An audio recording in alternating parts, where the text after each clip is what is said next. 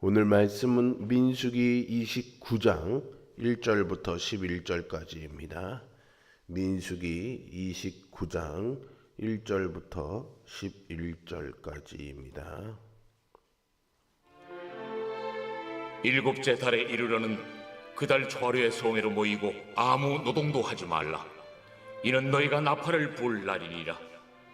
너희는 수송아지 한 마리와 순양 한 마리와 1년 되고 흠없는 순양 7마리를 여호와께 향기로운 번제로 드릴 것이며, 그 소재로는 고운 가루에 기름을 섞어서 쓰되, 수송아지에는 10분의 3이요 순양에는 10분의 2요 어린 양 7마리에는 어린 양 한 마리마다 10분의 1을 드릴 것이며, 또 너희를 속죄하기 위하여 순념소 한 마리로 속죄죄를 드리되, 그 달의 번제와 그 소제와 상번제와 그 소제와 그 전제 외의 그 규례를 따라 향기로운 냄새로 화제를 여호와께 드릴 것이니라.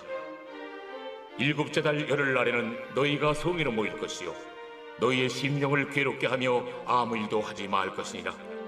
너희는 수송아지 한 마리와 순양 한 마리와 1년 된 순양 7마리를 다 흠없는 것으로 여호와께 향기로운 번제를 드릴 것이며, 그 소재로는 고운 가루에 기름을 섞어서 쓰되, 수송아지 한 마리는 10분의 3이요 순양 한 마리는 10분의 2요 어린 양 7마리에는 어린 양 한 마리마다 10분의 1을 드릴 것이며, 속죄제와 상번제와 그 소제와 그 전제 외에 순념소 한 마리를 속죄제로 드릴 것이니라. 아멘.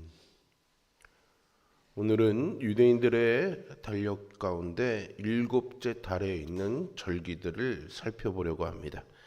첫째 달에 이스라엘의 시작, 출애굽을 기억하는 유월절 절기가 있다면, 일곱째 달에는 이스라엘의 안식, 곧 가나안 정복을 기억하는 절기들이 이어지는데요. 이때 약속의 땅을 죄로 오염시키지 않기 위해 자기를 깨끗하게 하는 의미를 가진 제사를 드립니다. 휴식은 참 중요합니다. 사람은 기계가 아니기 때문에 정기적으로 쉬어줘야 하지요. 하지만 휴식이 필요 이상으로 길어지면 오히려 독이 되기도 합니다. 가나안에 정착해 농경 민족이 된 이스라엘 백성에게도 이른바 농한기 성격을 띠는 쉼의 시기가 있는데요. 이때는 유대력으로 7월이었습니다. 긴 휴식이 방탕으로 흐르지 않도록 하나님은 이 시기에 여러 절기들을 집중해 시행하도록 하시죠. 그것이 첫날의 나팔절과 제10일의 대속죄일, 그리고 15일의 초막절이었습니다. 오늘은 앞에 두 개인 나팔절과 대속죄일을 살펴보겠습니다. 유대인 달력으로 7월 1일은 나팔을 불 날, 곧 나팔절인데요. 이날에 성회로 모이고 안식일로 지켜야 합니다. 추분에 가까운 음력 초하루, 달이 뜨지 않는 이 날을 오늘날 이스라엘에서는 신년으로 지킵니다. 이때 이스라엘의 기후가 우기로 넘어가는 시기입니다. 나팔절이 지나면 이른 비가 내려서 메말랐던 땅을 적시기에 밀이나 보리 등을 재배하는 사람들은 7월의 절기들이 지난 후 본격적으로 밭을 갈고 씨를 뿌리죠. 나팔절은 7월의 초하루이기 때문에 초하루 제사와 나팔절 제사를 각각 드립니다. 매달 초하루에는 먼저 상번제를 드리고, 거기에 수송아지 2마리, 순양 1마리, 1년 된 순양 7마리를 번제로 드리고, 순념소 1마리를 속죄제로 드리는데, 나팔절에는 거기에 추가로 수송아지 1마리, 순양 1마리, 1년 된 어린 순양 7마리, 그리고 속죄제로 순념소 1마리를 드렸습니다. 나팔절 제사는요, 매달 초하루에 드리는 제사에서 소 1마리만 빠지는 규모이니까 나팔절에는 초하루의 제사를 2번이나 드리는 느낌이었을 것입니다. 1월에 지키는 무교절과 7월의 절기들을 기준으로 이스라엘은 한 해를 반으로 나누어서 각각 반년이 시작될 때마다 큰 규모의 제사를 드림으로써 하나님을 기억하고 새로운 반년을 하나님을 섬기며 살아야겠다는 마음을 다잡을 수 있었습니다. 그러므로 우리가 정해진 절기를 지킬 때 형식적으로 지키는 것으로 지나지 말고 하나님 앞에서 믿음으로 새롭게 결단하는 기회로 삼아야 하겠습니다. 교회력은 부활절과 성탄절을 두 축으로 해서 하나님의 구원 역사와 은혜를 기억하며 살아가게 합니다. 예수 그리스도의 성육신과 대속의 죽음 및 부활을 되새김으로써 경건한 삶을 살게 하죠. 구약 시대의 이스라엘 백성들은 나팔절에 나팔을 불러 새해의 시작을 알립니다. 즉 나팔절은 우리의 설날과도 같은 날입니다. 새해가 되면 사람들이 뭔가를 결단하고 새해를 시작하려 하죠. 또 새해에는 좋은 일이 있기를 기대합니다. 이렇듯 모두가 새해를 맞이할 때 온통 자기 자신에게 더욱 집중합니다. 그런데 하나님이 제정하신 나팔절은 다른 의미를 가집니다. 나팔을 불며 지난 한 해를 돌봐주신 하나님께 감사하고 새해를 하나님께 의탁하는 의미이죠. 한마디로 나팔절을 지키는 유대인들은 새해의 시작을 자기에게 집중하는 시간이 아니라 하나님께 집중하는 시간으로 지켰던 것입니다. 많은 그리스도인들이 예배에 참여하고 기도하며 예물을 드리지만 모든 행위의 중심에 하나님을 두지 않고 자기 자신을 두는 경우가 있습니다. 즉 힘을 얻기 위해 예배에 참여하고 뭔가를 얻기 위해 기도하고 예물을 드림으로 하나님이 주시는 복을 받기를 원하는 것이죠. 그런데 참된 예배는요, 하나님께 집중하는 것입니다. 이스라엘 백성이 나팔 소리를 들으며 지난 시간에 대해서 감사하고 앞으로의 시간을 하나님께 맡겼듯이 날마다 하나님께 감사하며 우리의 삶을 하나님께 맡기기로 결단하는 그런 신실한 예배자로서는 우리 모두가 될 수 있기를 바랍니다. 7월 10일은요, 속죄일로 지켰습니다. 속죄일은 안식일 중에 안식일로 여겨지는 날로서 백성이 하나님 앞에 자기 모든 죄를 토설하며 그 마음을 괴롭게 하는 날입니다. 속죄일과 그 제사에 대해서는 레위기 16장에 잘 설명되어 있고요. 오늘 민수기에는 그 제물의 규모에 대해서만 설명되어 있습니다. 이날에는 나팔절과 같이 수송아지 한 마리, 순양 한 마리, 1년 된 순양 7마리를 번제로 드리고 그에 더하는 소제의 양은 초하루의 제사와 같고 순염소 한 마리를 속죄제로 드리는 것도 같습니다.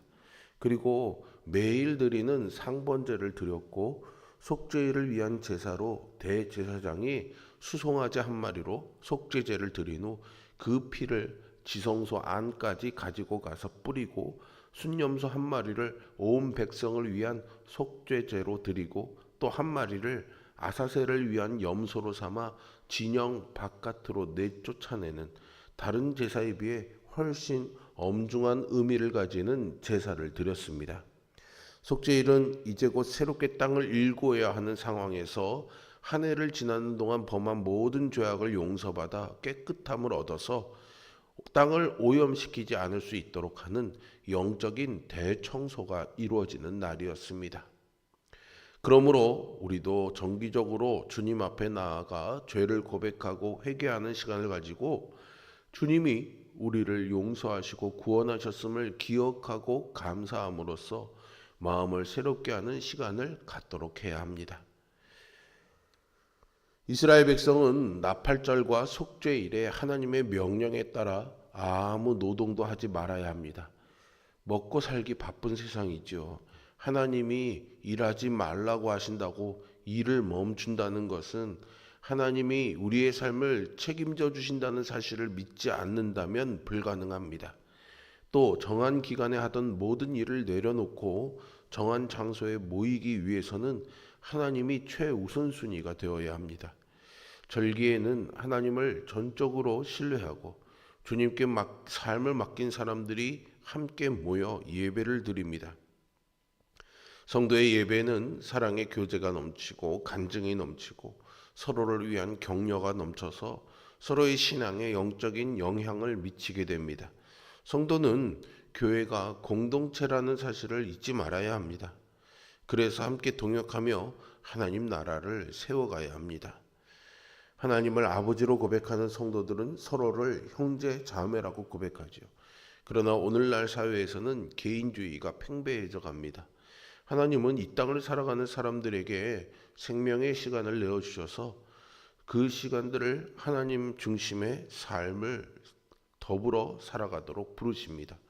성도는 눈을 들어 이웃나라, 교회 공동체를 바라보며 주의 나라를 확장해 가야 합니다.